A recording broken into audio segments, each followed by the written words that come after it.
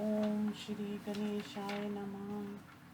श्रीमात्स्य महापुराणे त्रिसप्ततिशतमोऽध्याय।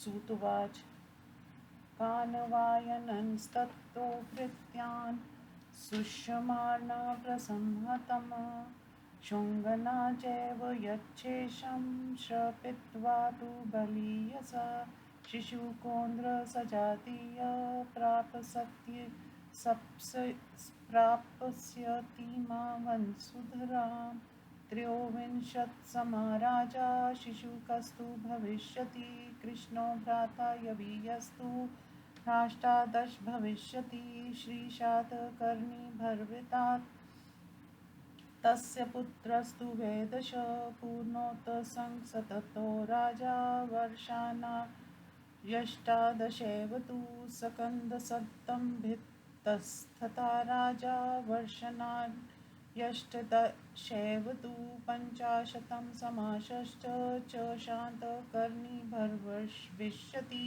दशचाष्टो च वर्षाणि तस्य लम्बोदरासुता आपीतको दशदे च तस्य पुत्रो भविष्यति दशचाष्टौ च वर्षाणि स्वातिर्भविष्यति स्वातिक्ष भविता राजा स्मारसत्त्वष्टादशैव तु सकन्दस्वातिस्तथा राजा सप्तैव तु भविष्यति मृगेन्द्रस्वातिकर्णस्तु भविष्यति समास्त्रय कुन्तला स्वातिकर्णस्तु भविताष्टौ समानृपा एकसंवत्सरं राजा स्वातिवर्णो भविष्यति भविता रिक्तवर्णस्तु वर्षाणि पञ्चविंशति तथा संवत्सरान् पञ्च हालो राजा भविष्यति पञ्चमन्तुल्लको राजा भविष्यति समानृपा पुरेन्द्रसेनो भविता तस्मात् सौम्यो भविष्यति सुन्दरा शान्तिकर्णस्तु अप्तमेकं भविष्यति चकोरस्वातिकर्णस्तु षण्मासान् वै भविष्यति अष्टाविंशति वर्षाणि शिवस्वाति भविष्यति राजा च गौतमीपुत्रो हुरोकविंशतयो नृपा अष्टाविंशत्सुतस्य पुलोमा वै भविष्यति शिवश्रीवे पुलोमा तु सप्तैव भविता नृपा शिवस्कन्दशान्तिकर्णाद् भविताहात्मजा नवविंशतिवर्षाणि यक्षश्रीशान्तिकर्णिका षडेव भविता तस्माद् विजयस्तु समास्तता चण्डश्रीशान्तिकर्णेस्तु तस्य पुत्रा समादशा पुलोमा सप्तवर्षाणि अन्यस्तेषां भविष्यति एकोनत्रिंशतिह्योते आन्ध्रा भोक्ष्यन्ति वै महीं त्वेषां वर्षतानि सयुक्तवारिषष्टिरेव च आन्ध्राना संस्थिता राज्ये तेषां भृत्यान्वयनृपा सप्तैवान्ध्रा भविष्यन्ति दशाभिरास्तथा नृपा सप्तगर्दभिलाक्षापि शकाशाष्टादशैव तु यवनाष्टौ भविष्यन्ति तुषारास्तु चतुर्दशा त्रयोदशा गरुडाक्ष हुनाहोकावंशति सप्तगर्दभिलाभूयो भोक्ष्यन्ति मा वसुन्धरां यवानाष्टो भविष्यन्ति सप्ताशीतिं महीमिमां सप्तवर्षं सहस्राणि तुषाराणां महिस्मृता शतानि शीतिं च शतानि अष्टादशैव तु शतान्यर्धश्चतुष्कानि भवितव्यास्त्रयोदशा गरुडा वृषले सार्धं भोक्ष्यन्ते मलेच्छ सम्भवा शतानि त्रीणि भोक्ष्यन्ते वर्षाण्येकादशैव तु आन्ध्रा श्रीपार्वतीकाक्ष ते दीक्षान्तशतं समा सप्तषष्टिस्तु वर्षाणि दशाभिरास्तथैव च तेषु सन्नेषु कालेन तथा किल्किला नृपा भविष्यन्ति हि यवना धर्मता कामतो तथा तर्वीमिक्षा जनपदा आर्यो मलेच्छाक्ष सर्वशा विप्रयेण वर्तन्ते क्षमेशन्ति वै प्रजा लुब्धा नृता ब्रुवाक्षेव भवितारो नृपस्तथा कलिकानानुहता सर्वे आर्यो मलेच्छाक्ष सर्वथा धार्मिकाक्ष येत्यर्थ पाषाण्डाक्षेव सर्वशा प्रनष्टे नृपवंशे तु सन्ध्याशिष्टे कलो युगे किञ्चिच्चटा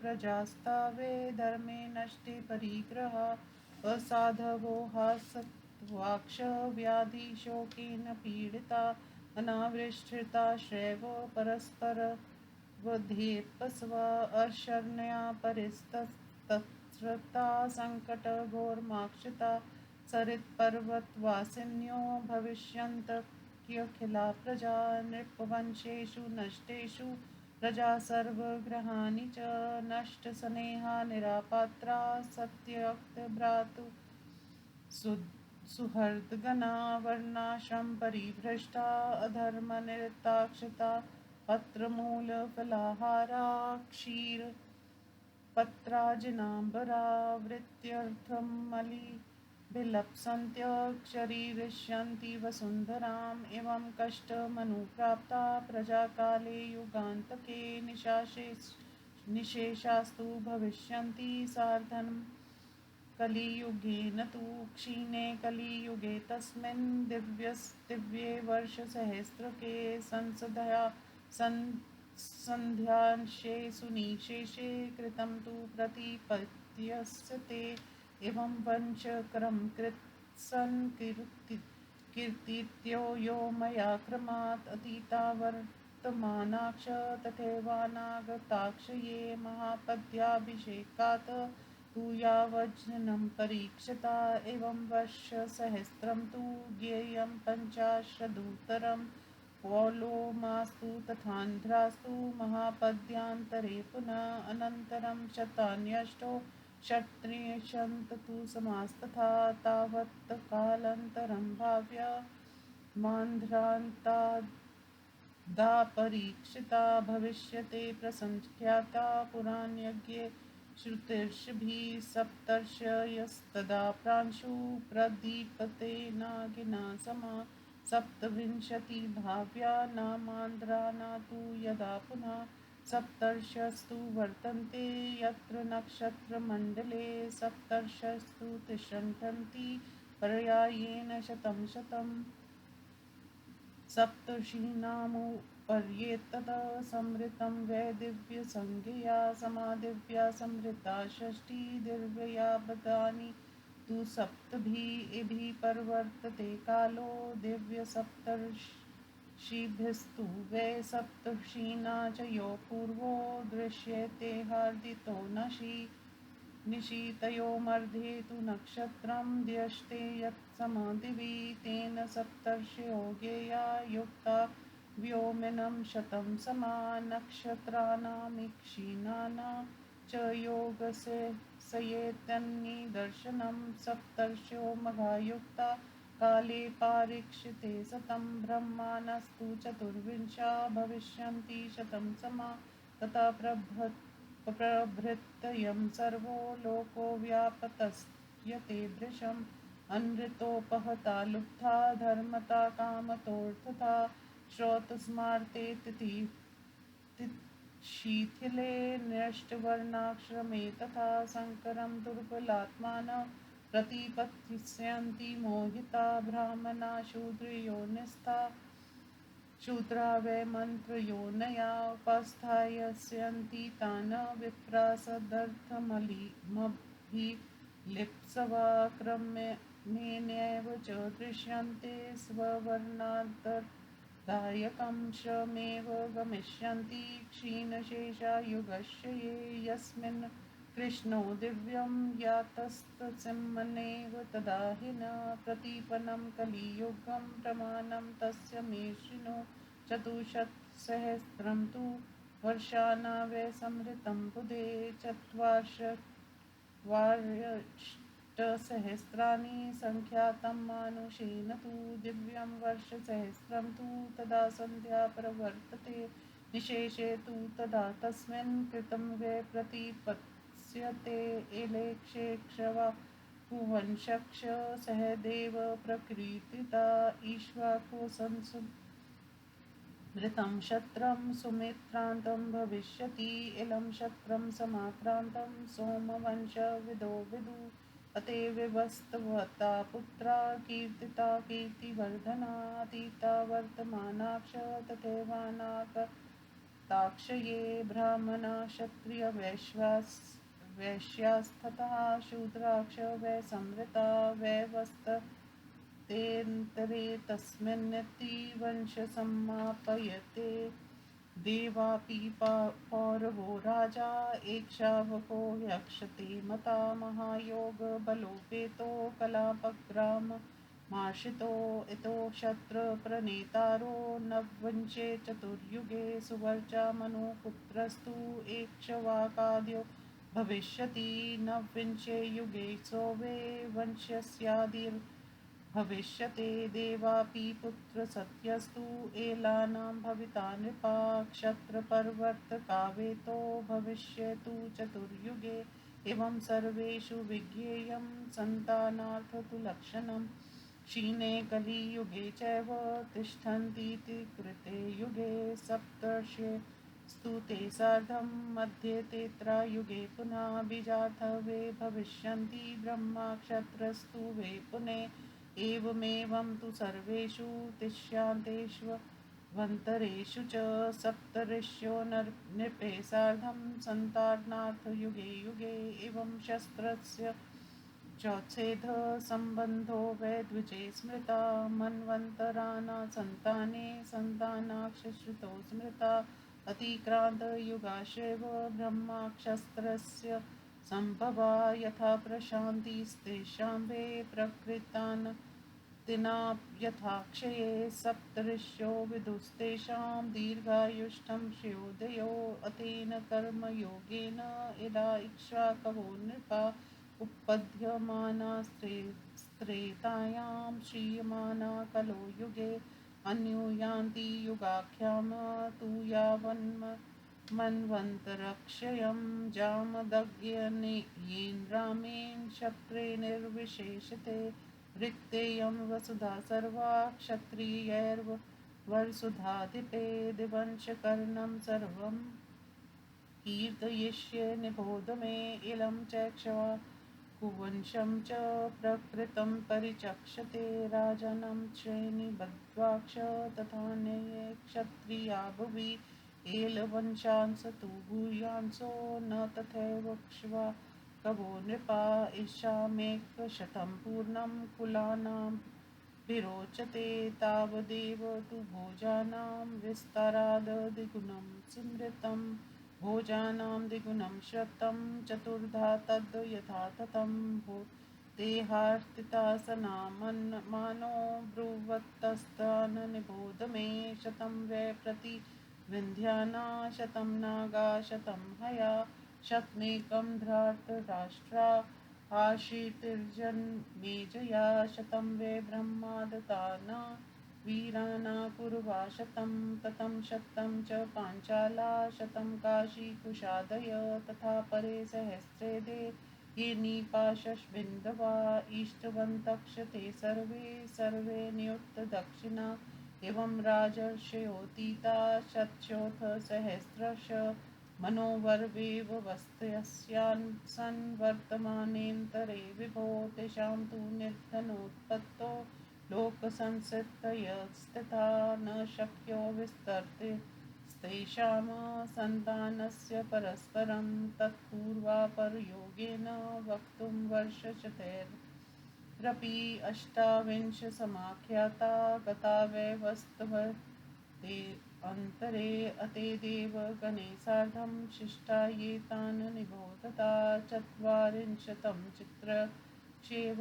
भविष्यास्ते महात्मना अविशिष्टा युगाख्यास्ते ततो वैवस्वतो हयम् एतद्वत्व कीर्तितं सम्यक् समासव्या संयोगता पुनर्वक्तुं बहुत्वात् तु न शक्यं विस्तरेण तु उक्ता राजर्षयो येयु अतीतास्ते युगो सह ये ते ययाति वंश्याना ये च वंशा विशामते मापते कीर्तिता द्युतिमन्तस्ते य एतान् धारये नर लभते स वरान् पञ्च दुर्लभान् लौकिकान् आयुकीर्तिधनं सर्वर्गं पुत्रावाङ्क्षाभिजायते धारणा च न चैव परं सर्वज्ञस्य धीमत इति श्रीमत्स्यमहापुराणे भविष्यराजानुकीर्तननाम त्रिसप्तत्यधिकद्विशततमोऽध्याय। हिंदी अनुवाद।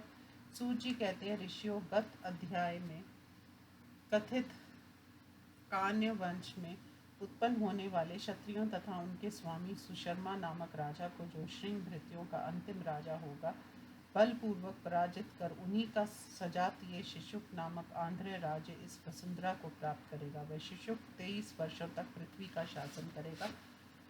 उसके बाद उसका छोटा भाई कृष्ण 18 वर्ष तक शासन करेगा। उसका पुत्र श्री शातकर्णी 10 वर्ष तक राज्य करेगा। उसका पुत्र पूर्णोत्संग नामक राजा होगा, जो 18 वर्षों तक राज्य करेगा। उसके बाद सकंद सतंभे नामक राजा 18 वर्ष तक राज्य करेगा। फिर शांतिकर्णी नामक राजा 56 वर्ष तक राज्य करेगा। उसका पुत्र लंबोदर 18 वर्ष तक राज्य करेगा। उसका पुत्र आपीत तक 12 वर्ष तक राज्य करेगा। तदंतर मेघ स्वाति नामक राजा होगा, जो 18 वर्ष तक राज्य करेगा। इसके बाद स्वाति नामक राजा होगा, वह भी 18 वर्ष तक राज्य करेगा। फिर सकंद स्वाति नामक राजा 7 वर्ष तक राज्य करेगा। इसके बाद मृगेंद्र स्वातिकरण नामक राजा 3 वर्षों तक पृथ्वी पर शासन करेगा। तदंतर कुंतल स्वातिकरण 8 वर्षों तक राज्य करेगा। उसके बाद स्वातिवर्ण नामक राजा मात्र 1 वर्ष राज्य करेगा। तदंतर रिक्त वर्ण 25 वर्ष तक राजा होगा। उसके बाद 5 वर्ष तक हाल राजा होगा। इसके बाद मंतुलक नामक राजा होगा, जो 5 वर्ष तक राज्य करेगा। उसके बाद पुरेंद्र सेन राजा होगा। फिर इसके बाद सौम्य एवं सुंदर स्वभाव वाला शांतिकरण नामक राजा होगा, जो मात्र 1 वर्ष तक राज्य करेगा। फिर चकोर स्वातिकरण नामक राजा होगा, जो मात्र 6 मास ही शासन करेगा। उसके बाद शिव स्वाति नामक राजा होगा, जो 28 वर्ष तक राज्य करेगा। उसके बाद गौतमी पुत्र शातकर्णी राजा होगा, जो 21 वर्षों तक राज्य करेगा। उसका पुत्र पुलोमा 28 वर्ष तक राज्य करेगा। उसके बाद शिव श्री पुलोमो नामक राजा 7 वर्ष तक राज्य करेगा। इसके बाद शांतिकर्ण का पुत्र शिव स्कंद 29 वर्षों तक राज्य करेगा। फिर यज्ञ श्री शांतिकर्णिक नामक राजा 29 वर्ष तक राज्य करेगा। उसका पुत्र विजय 6 वर्ष तक राजा होगा। उसका पुत्र चंड श्री शांतिकर्ण 10 वर्ष तक राज्य करेगा।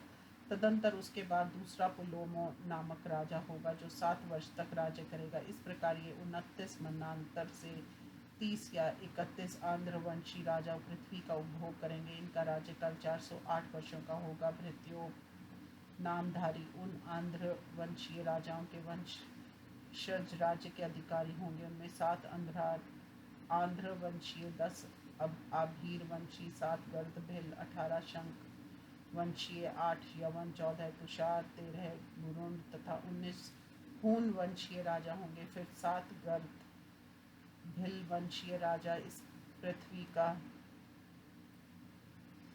उपभोग करेंगे। 8 यवन राजा 87 वर्ष तक राज्य करेंगे। 7 सहस्त्र वर्षों तक ये पृथ्वी तुषारों के अधीन रहेगी। फिर 101 तो 83 वर्ष, 118 वर्ष तक तथा 450 वर्ष तक अर्थात 751 वर्ष तक 13 मलेच्छ वंशज गुरुंड राजा शूद्रों के साथ पृथ्वी का उपभोग करेंगे। 311 वर्ष तक आंध्र वंशीय राजा राज्य करेंगे तथा श्री पर्वतियों का राज्य 52 वर्ष तक रहेगा।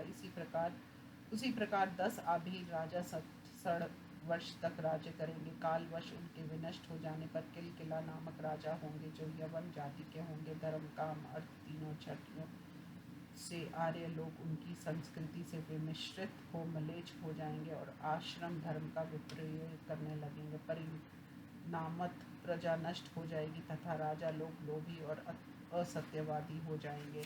दम पाखंड से सभी आर्य तथा मलेच्छ लोग प्रभावित हो जाएंगे। अधर्मियों की वृद्धि होगी, पाखंड बढ़ जाएगा। इस प्रकार संध्या मात्र शेष रह जाने पर कुलयुग में जब सभी राजवंश नष्ट हो जाएगा, तब थोड़ी प्रजा शेष रह जाएगी, जो धर्म में विनष्ट से हो जाने से श्रृंखलित रहेगी। उस समय सारी प्रजा असत्कर्म, पराये, निर्बल, व्याधि और शोक से जर्जरित, अनावृष्टि से पीड़ित, परस्पर एक दूसरे के संहार के इच्छुक, आश्रयहीन, भयभीत, घोर संकट से ग्रस्त होकर नदियों के तटों पर तथा पर्वतों पर निवास करेगी। राजवंशों के नष्ट हो जाने पर सारी प्रजा घर द्वार से विहीन, स्नेह रहित, निर्लज, भाई मित्र आदि का त्याग कर देने वाली, वर्णाश्रम धर्म से भ्रष्ट, अधर्म में लीन, पत्ते, मूल और फलों का आहार करने वाली, पत्तों और मृग चर्म को वस्त्र रूप में धारण करने वाली तथा जीविका के लोभ में सारी पृथ्वी का चक्कर लगाने लगेगी। इस प्रकार कलयुग के अवसान के समय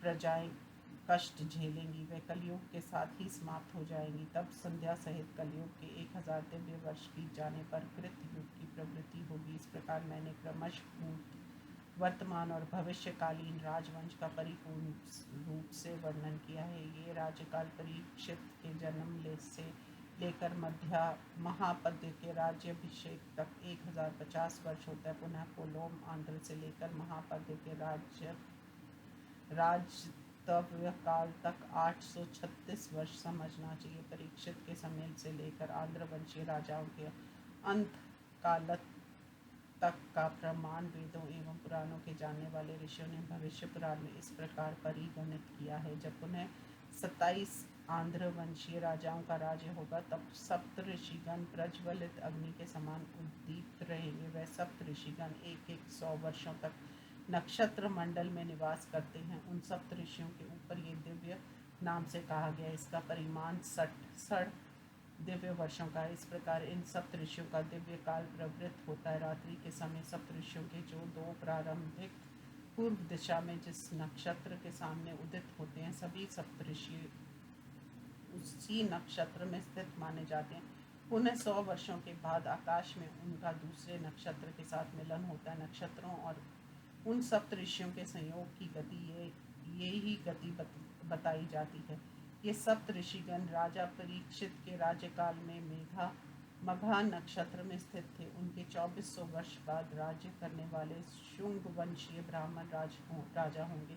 उसके बाद ये सारा लोक अत्यंत पतित हो जाएगा। उस समय सारी प्रजाएं मिथ्या व्यवहार में लीन, लोभी, धर्म, अर्थ एवं काम से हीन, वैदिक एवं सम्मार्ग नियमों के पालन से विमुख, वर्णाश्रम धर्म की मर्यादा से विहीन और दुर्बल आत्मा हो जाएंगी। वे मोहित होकर वन संकर संतान उत्पन्न करेगी। ब्राह्मण शूद्र योनि में स्थित हो जाएंगे और शूद्र मंत्रों के ज्ञाता हो जाएंगे। उन्हीं मंत्रों को जानने की अभिलाषा से ब्राह्मण उन मंत्र यज्ञ शूद्रों की उपासना करेंगे। क्रमश सभी लोग अपने वर्ण धर्म को छोड़कर अन्य वर्ण में सम्मिलित हो जाएंगे। फिर नष्ट होने से बची हुई प्रजाएं युगांत के समय विनष्ट हो जाएंगी। जिस दिन श्री कृष्ण स्वर्ग को लोक गए, उसी दिन कलियुग का प्रारंभ हुआ। उसका परिणाम मुझसे सुनिए बुद्धिमान लोग। उस कलियुग का परिणाम मानव वर्ष के अनुसार 4,32,000 और दिव्यमान के अनुसार 1000 वर्ष मानते हैं। उसके बाद उसकी संध्या तथा संध्यांश प्रवृत्त होती है। उस कलयुग के समाप्त होने पर कृत युग का प्रारंभ होता है। सहदेव, एल और इक्ष्वाकु वंशीय दोनों कहा जाता है। इक्ष्वाकु का वंश राजा सुमित्र तक बतलाया जाता है। सोम वंश के ज्ञाता लोग एल वंश को चंद्र वंश में संक्रांत मानते हैं। यही विवस्वान के भी कीर्तिशाली पुत्र कहे गए जो भूत, वर्तमान और भविष्य काल में होने वाले हैं। उस वैवस्वत मनवंतर में ब्राह्मण, क्षत्रिय, वैश्य तथा शूद्र इन सभी वर्णों के लोग रहते हैं। इस प्रकार अब यहाँ ये वर्ण समाप्त हो जाता है।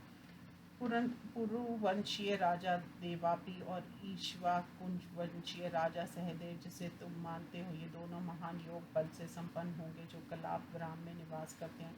29वीं चतुर्युगी में ये दोनों राजा क्षत्रिय जाति के नेता होंगे। मनु का पुत्र सुवर्चा इक्ष्वाकुंजीय राजाओं में प्रथम होगा। वही 29वें युग में अपने वंश का मूल पुरुष होगा तथा देवापी का पुत्र सत्य एल वंशियों का राजा होगा। भविष्यकालीन चतुर्युग में ये दोनों क्षात्र धर्म के प्रवर्तक होंगे। इसी प्रकार सभी वंशों में संतति के लक्षणों को जानना चाहिए। कलियुग के क्षीण हो जाने पर कृत युग में सप्त ऋषि उन राजाओं के साथ स्थित रहते हैं। पुनः त्रेता के मध्य में वे ब्राह्मण क्षत्रिय के बीच के कारण होते हैं। इसी प्रकार सभी कलियुगों एवं अन्य युगों में होता है। प्रत्येक युग में सप्तऋषि राजाओं के साथ प्रजाओं की उत्पत्ति के लिए अवस्थित रहते हैं। इसी प्रकार ब्राह्मणों द्वारा क्षत्रियों की उत्पत्ति का संबंध कहा जाता है। मनवंतरों के विस्तार में ब्राह्मण और क्षत्रियों से उत्पन्न हुई संतान युग को अतिक्रांत कर जाती है, ऐसे श्रुतियों में कहा गया है।